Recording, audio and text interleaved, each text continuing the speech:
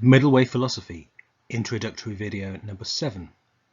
Ethics, Using the Middle Way to Judge Right and Wrong, by Robert M. Ellis. We're constantly having to make practical choices in our lives. And ethics is about the justification of those choices.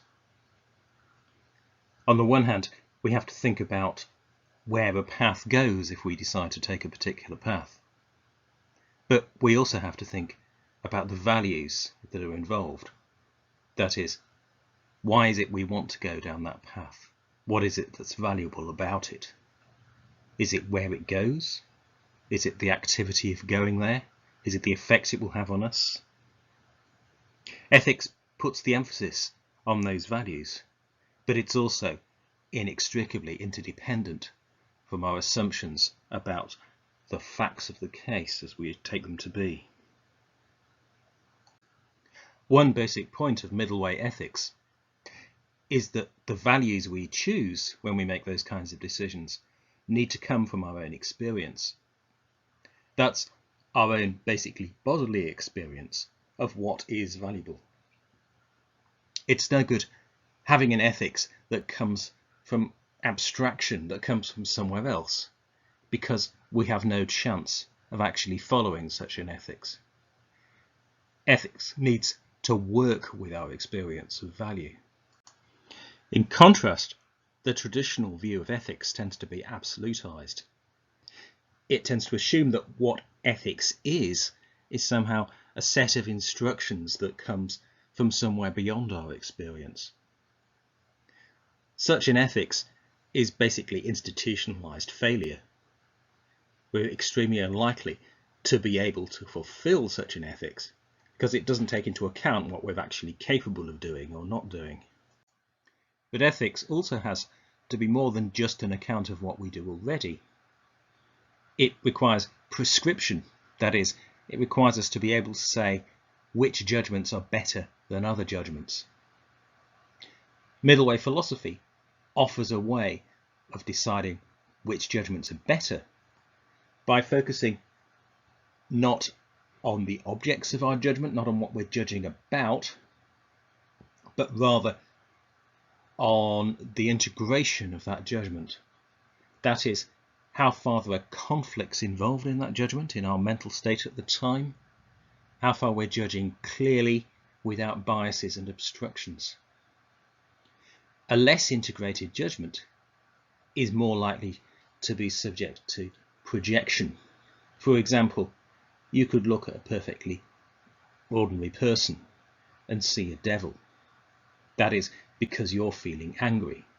So the particular biases that have arisen because of your anger lead you to, in effect, see a devil in terms of your responses and judgments. A more integrated judgment, however, though not perfect, will be less subject to such biases and thus more able to see the complex person that's in front of you. The middle way, then, is the way of the most adequate judgment in any particular situation, in between the two extremes of absolute assumption, negative or positive, in that situation. It offers us an extremely flexible model, but one that can nevertheless help us identify the right values, the better values to apply in a particular situation. Rather than starting with a belief in an absolute good and then trying to deduce from that what the right judgments might be, the middle way then requires us to think in terms of evils.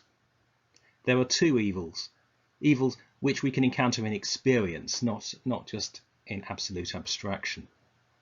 Those evils consist of positive absolutization in our judgment or of negative absolutization, of the assumption that something most definitely is the case or that it isn't, without considering any alternatives. That kind of evil, if we want to call it that, is present in our judgment when we get stuck in particular sorts of states. So we're not talking about the evil of a person or the evil of an institution or a anything of that kind. We're talking about the evil of a judgment. In between those absolutizations, we can find a better way, the middle way.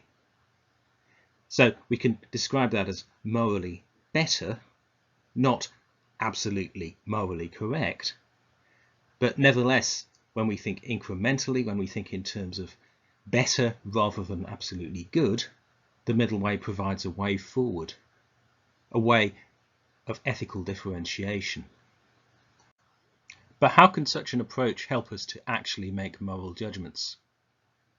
Well, generally speaking, in ethics, we can talk about 3 different kinds of values.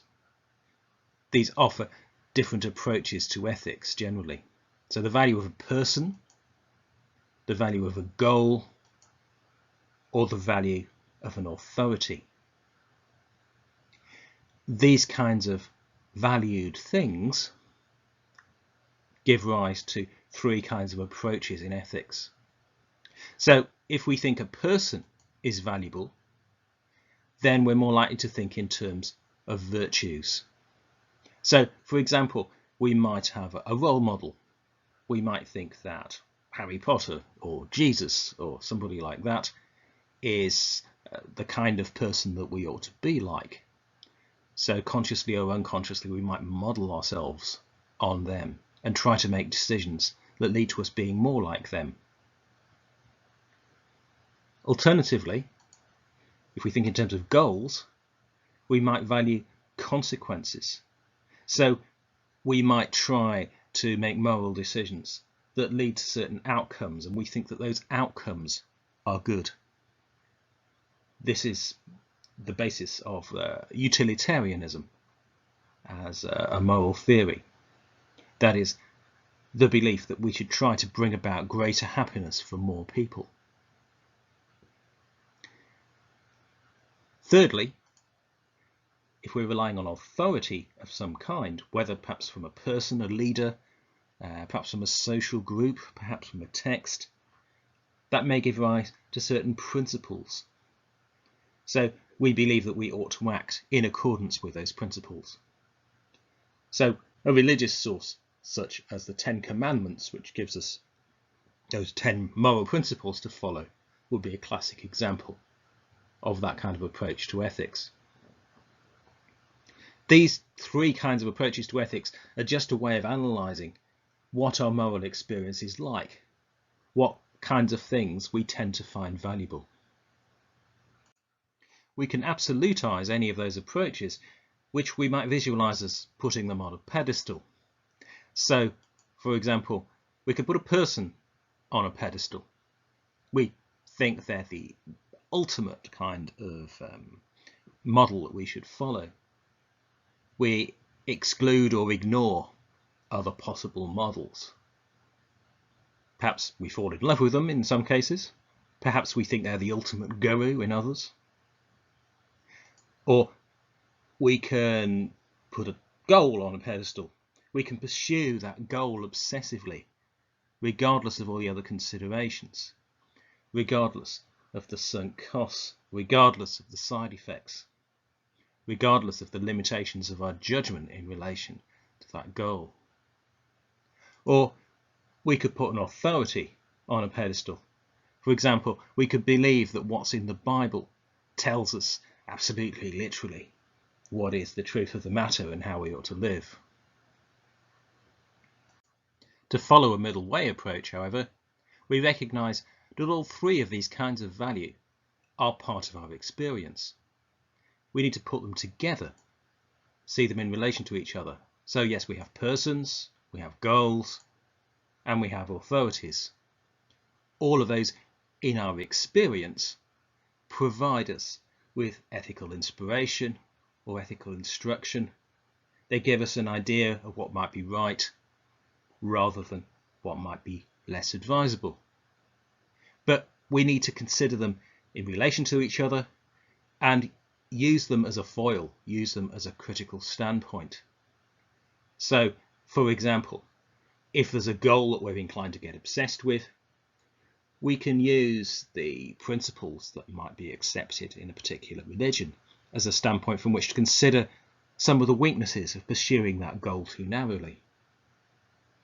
Or if you've got too strong an acceptance of a particular set of rules from an authority that you're following too narrowly, you might want to focus out and think more about, well, what's involved in being a person? What will actually help us in our lives, with our bodies, address all the conditions around us? In every case in middle way ethics, we start from somewhere. We already have identifications and values, things we think are important. So the practice is not to start from scratch and think about what would ideally be right. Rather, it's to stretch what we already identify with and identify with a bit more, or identify a bit more adequately, by considering the alternatives, by not focusing too narrowly on one particular source of value. In that way, we can practice middle way ethics and find a bigger and more adequate way of making ethical judgments. To summarize then, middle way ethics. Ethical judgments focus on the value judgments in our practical choices. But those judgments about value are not distinct from other judgments. So, although in ethics we might focus primarily on values, ethics is not entirely distinct from scientific judgment. It's not entirely distinct either from artistic judgment. We can only justify our values from experience, not from absolutizations that come from beyond experience, such as absolute commands from scriptures or absolute goals that are prescribed from us just in the abstract. But our more integrated judgments in experience are better than our less integrated ones. The reason for that being that the more integrated judgments are less obscured and deluded and more adequate.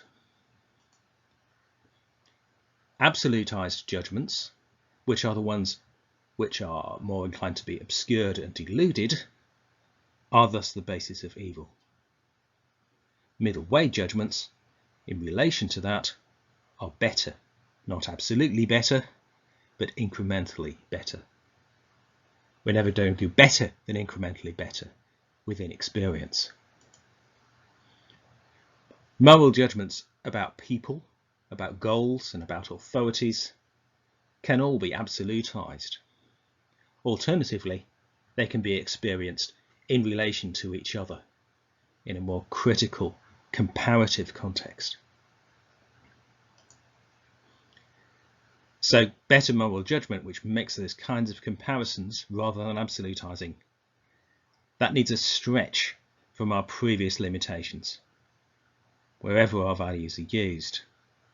So we're always going to start with a particular set of values, but we can always improve those values by identifying limitations, by identifying ways in which we've absolutized some of the values that we've employed previously.